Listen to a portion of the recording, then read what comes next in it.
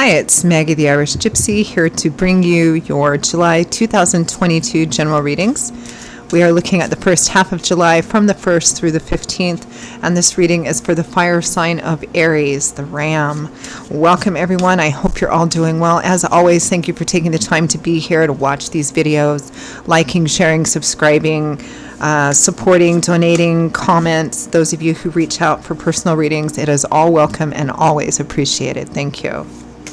Okay, Aries, this reading is for you for the first half of July 2022. That's if your sun, moon, rising, or Venus sign is in Aries.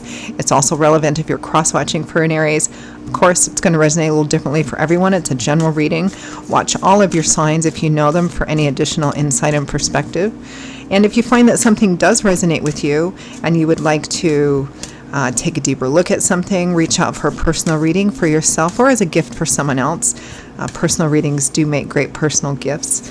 Feel free to email me directly at maggie1mcguire@gmail.com. I would be delighted to hear from you. You can also get that contact info by clicking on the description link.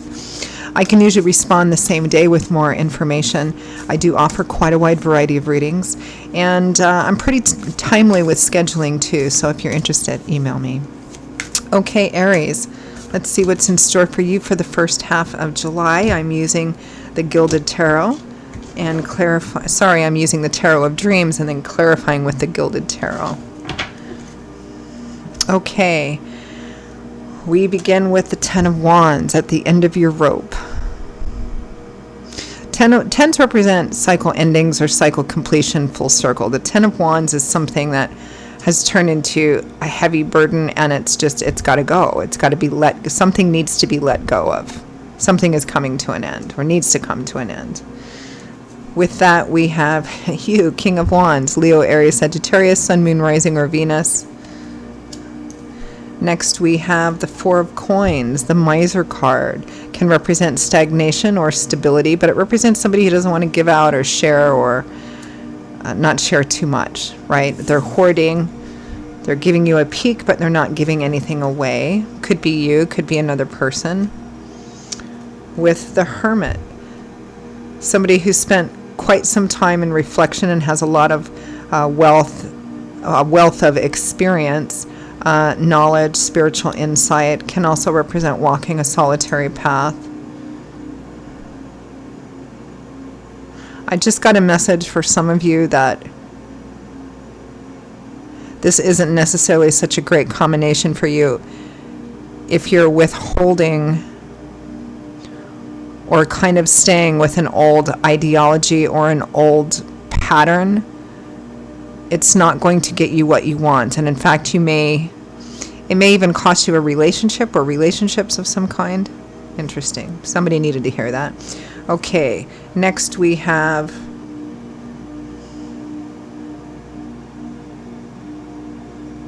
the Three of Coins, compromise, negotiation, collaboration. This is a we card, not a me card. It represents kind of everybody trying to get on the same page with something, to agree on something and agree on how it should be done. So that's, collaboration, compromise, working towards the same thing, even though it may be difficult getting everybody to agree on what that is.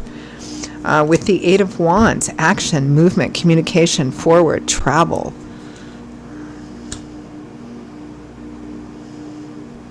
From the bottom of the deck, the overall energy is the Three of Wands. Interesting, because this was the same overall energy for your sister sign Leo, which I did about 2 readings ago. This is a little bit similar. That was a relationship reading. This is, I don't know if this is or not. So overall energy is feeling hopeful, positive, optimistic about the future, what the future might bring. Let's clarify, shall we? Let's clarify that overall energy of the Three of Wands. It's interesting. It's in the exact same overall energy spot as Leo.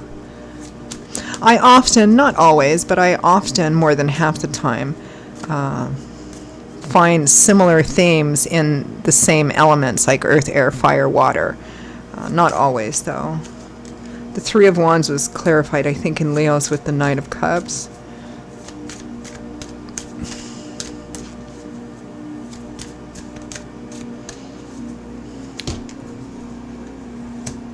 Oh my goodness. The Knight of Cups. An offer, an opportunity, driven by love, support, encouragement. Feeling hopeful that that offer will come in or that somebody will accept the offer. The Tower, life-changing, unexpectedly. And the Queen of Wands, Leo, Aries, Sagittarius, Sun, Moon, Rising of Venus. So we have a couple here. And we also did in the Leo reading too. So for some of you, you might be two fire signs involved in a relationship with each other. An unexpected offer of love, support, encouragement, or an unexpected, really profound acceptance of an offer. Clarify Ten of Wands. Yeah, this is very similar to Leo's. Hopeful, optimistic, although there's some conflict and second guessing and self-doubt. Ten of Wands.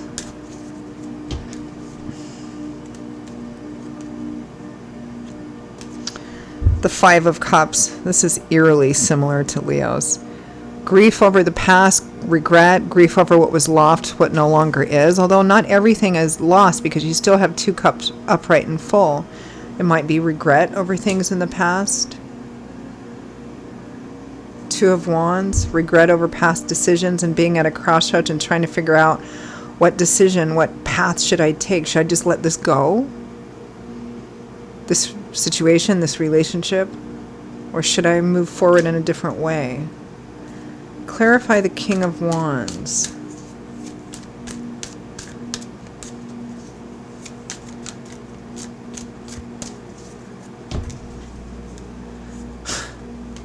The Ten of Wands again, feeling very burdened, overwhelmed, don't know what to do. The Two of Swords, stuck. Maybe unwilling to look at a situation because then you have to make a choice. Maybe you want things to stay or the other person wants things to stay as they were, but they can't because we're not meant to be stagnant, right? We're meant to continue to move forward until we've built our foundation to rest on. Clarify the Four of Coins, withholding or being stingy or miserly, perhaps.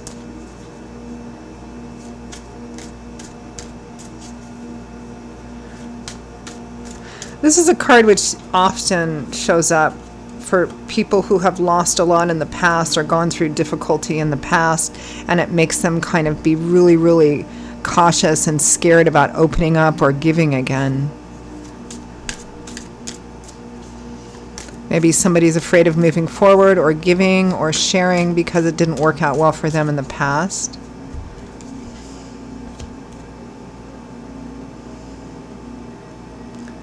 The World, moving on, moving up, graduating, moving to the next level of something.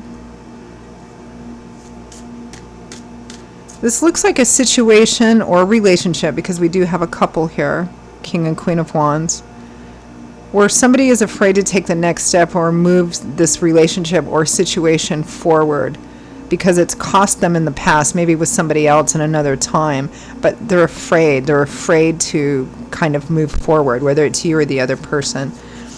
Although the Hermit is similar to the High Priestess in that there's an intuitive sense of knowing what's right here. Clarify the Hermit.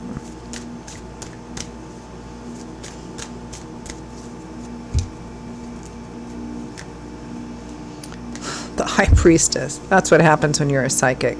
A sense of intuitive knowing.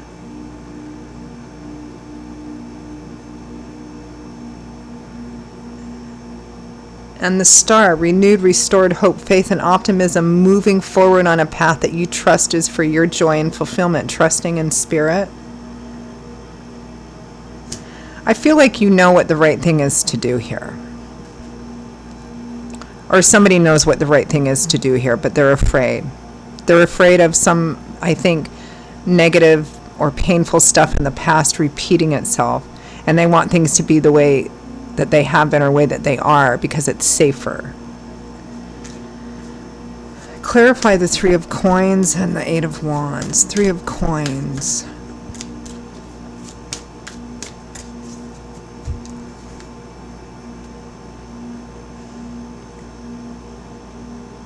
The Eight of Wands. It's funny, the Three of Coins is already clarified with the Eight of Wands, and we have it again.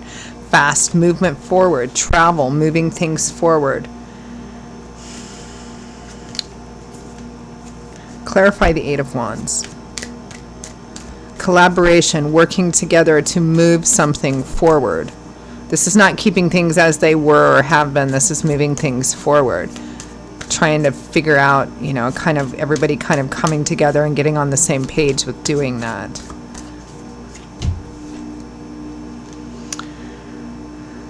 The Hermit again, and the Lovers, a relationship at a crossroads, a relationship choice.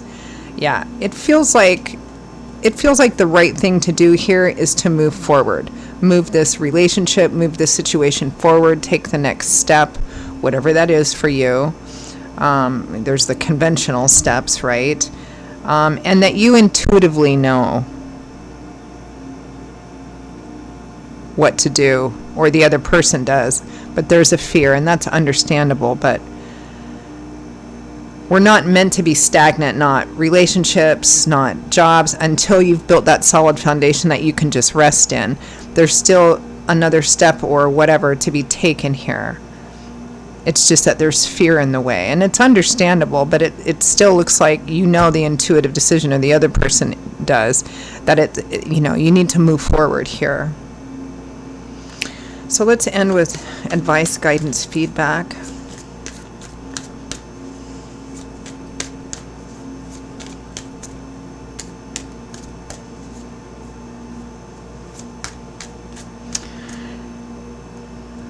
Looks like primarily a relationship reading. However, it might be about another area in life where some decision needs to be made to take something out of stagnancy and move it forward, which will have a significant effect on a primary relationship, in which case the energy fundamentally is always the same, right?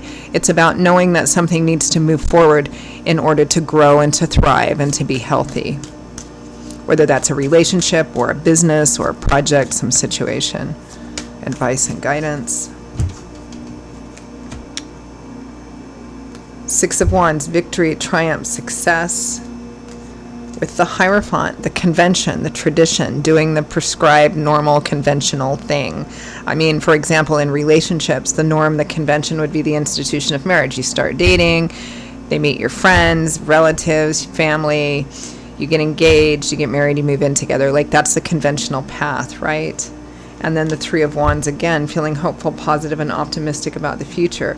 So this is taking something forward and moving it to the next prescribed, conventional norm step here, whatever that means for you. Although convention, it's usually a pretty accepted way of doing things. So free will, free agency, but that's where Spirit is saying your happiness, your future, the success in this is going to come from. Okay, Aries, I almost said Leo. This is so similar to Leo's, even though Leo's was a few readings ago.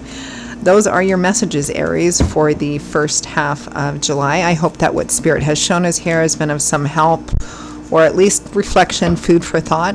Again, if any of this resonates with you enough that you'd like to reach out for a personal reading, maybe take a deeper look at something for yourself, or as a gift for someone else, feel free to email me directly at Maggie1McGuire@gmail.com.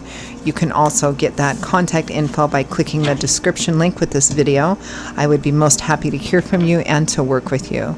I will see you all in a couple of weeks for the July mid-month readings. Until then, stay safe and well, and I hope to see you back here again soon. Bye-bye.